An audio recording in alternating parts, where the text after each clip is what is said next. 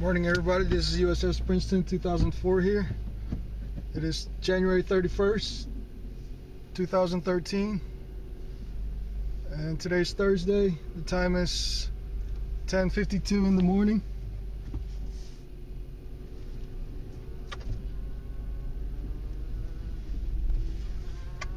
And yesterday we had the chance to run two of the 5807 slashes. One I had modified with a camera mount. It has the low profile camera mount on the roof, and when we had tested it out, the GoPro Hero 3 Black Edition came loose on the threads on the tripod mount, and so what we decided to do was we had ideas of putting a thread lock or some plumber's tape, but the best idea that we came up with was to use some JB Weld. My brother had both the tubes necessary to combine and mix to form a solution of the JB Weld.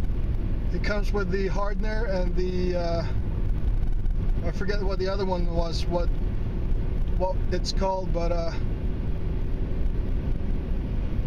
one of them is black in color, and the other is more of a creamish color. And if you mix both of them in a 1-to-1 quantity percentage solution, it comes out to be a grayish color after you mix both of them. And it takes about 6 hours to set in, and they suggest to wait overnight or 24 hours for the JB Weld solution to completely harden. So yesterday I immediately got to work on the tripod mount for the low profile base camera mount that I purchased. I have right now two of the GoPro tripod mounts. They're not the actual GoPro brand, but they're designed exactly the same, and the company I bought them from is called GPS Slot, and they sell a lot of camera mounts, various sizes and various dash mounts for GPS systems, as well as some other camera mounts. On one of the tripod mounts, I accidentally was squeezing it too hard, trying to turn it clockwise to tighten the tripod mount, and it's got a hairline crack in the plastic because I was squeezing on the little tabs.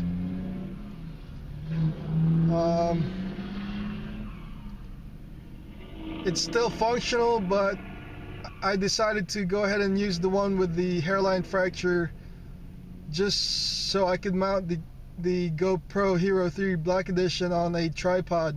I'm not going to use it for high impact applications such as RC racing.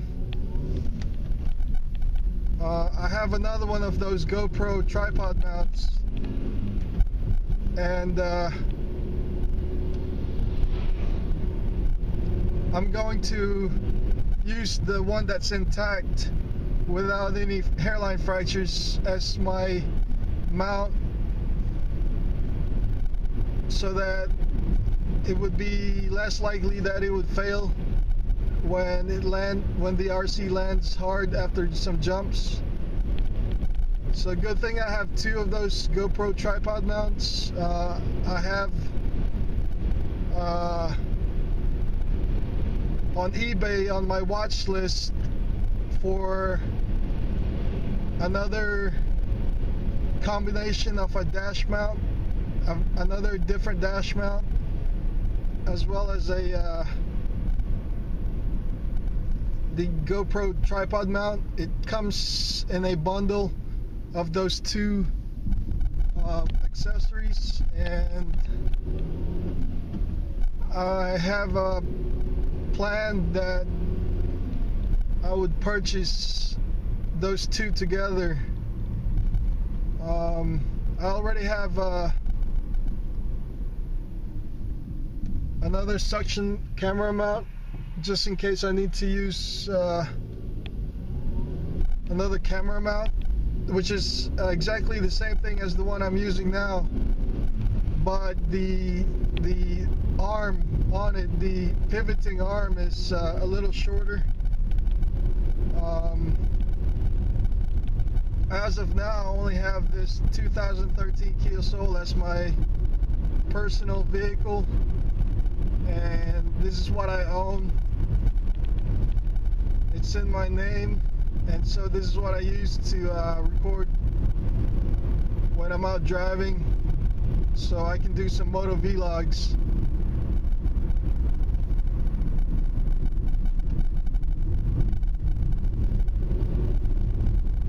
The sun is out today, and it's nice, and it's fairly warm. It's kind of windy though, so it's a little bit just a little tad cold.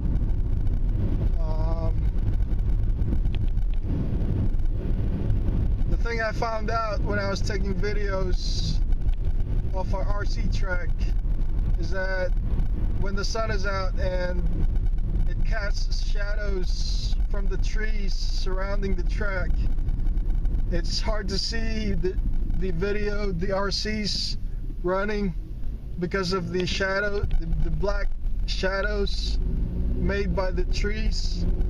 So at times you can't see the RC until it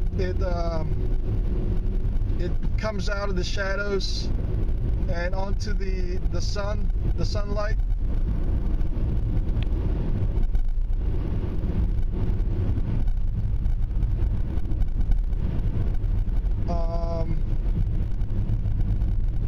I'm running a few minutes later than I had planned. I had just gotten ready to leave, but I had made sure I had brushed my teeth and prepared myself. I was also busy trying to make a decision on whether to purchase another of the 5807 slashes. We already have 3 of them. That's box stock. I have a lot of spare parts. I have 2 sets of the VXL ESC and motor combinations, just so that I would have some spare motors and ESCs just in case something happens to the ones that we're running now. I also have some spare drive shafts and some spare A-arms if I happen to break some. If I do run into something really hard and fast, as well as maybe if I catch too much of a jump from one of the jumps and catch too much air, and it happens to break one of the A-arms, it will only take me a few minutes to get back on the track and be ready to run again within just a few minutes. But I was looking at eBay, and there was a brand new 5807 slash for sale. It's maybe $50–$60 more expensive than when I bought them at Tower Hobbies. The reason why I got them a little cheaper on Tower is because they had the free shipping promo going on at the time, and the free shipping was stackable, which means you could combine the free shipping with some ad numbers to get additional discount. And these discounts vary depending on how much you plan on spending. So the more you spend, the more you save. And one of the promos that I used was for a $300+ purchase, you could get $30 off. And I used this promo ad several times, giving me the $30 discount each time, and plus that, with the free shipping promo, I was able to get the slashes, the 5807 slashes, for a little bit more than $300. And that's a good deal because you get the VXL brushless system, you get the new and improved bell crank steering that has the dual bell crank, which has the servo saver integrated into the bell crank. There are other models for the two-wheel drive Slash, and you can get the brushed versions that has the XL5 ESC and the 550 size Titan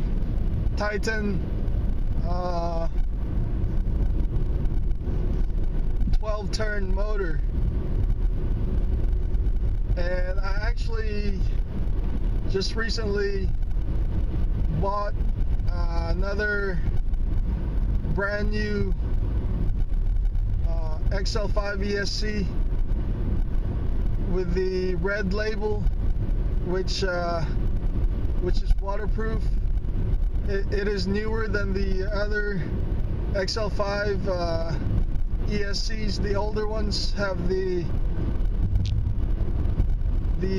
white label background as opposed to the red and black label background, which is the newer version. And I think the newer version has the LVD feature.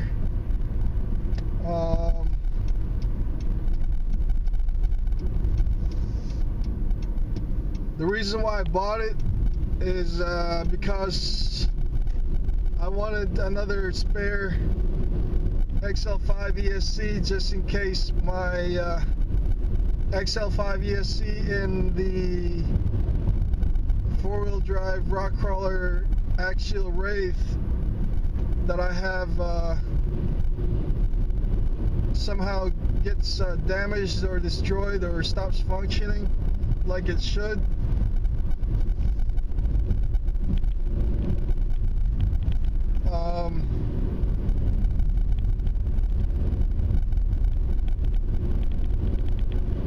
I got a pretty decent price on it. I do a lot of my purchases on eBay, and for the most part I get outbid on 75% of the items, I'd say, that I'm bidding on. I usually get outbid, but every now and then I do win. some items that I bid on.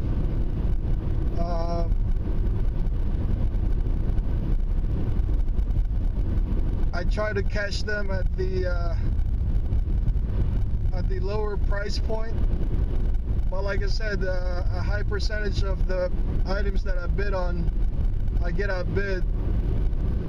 But usually,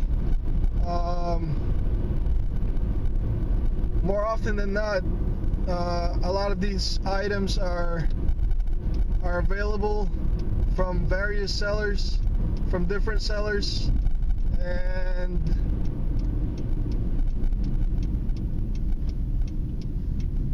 if you don't win and you happen to get outbid and the auction ends, you will more than likely have a chance to bid on the very same item from the same seller or from another seller, and you can get another chance of winning. And it's always good to have extra spare parts, especially in the RC hobby.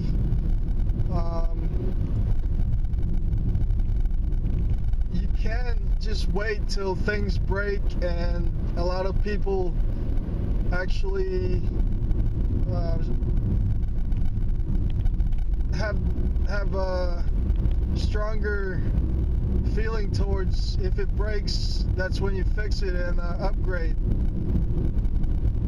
That's a good idea, but for me, I hate the downtime where my RC is just sitting there and it needs a new part to replace the broken part. And for me, I want to be able to get back to running the RCs as soon as possible. And if you order parts online, it could take several days and sometimes even weeks to get the part that you need. So for me, I have some spares already on hand, and I'm able to have the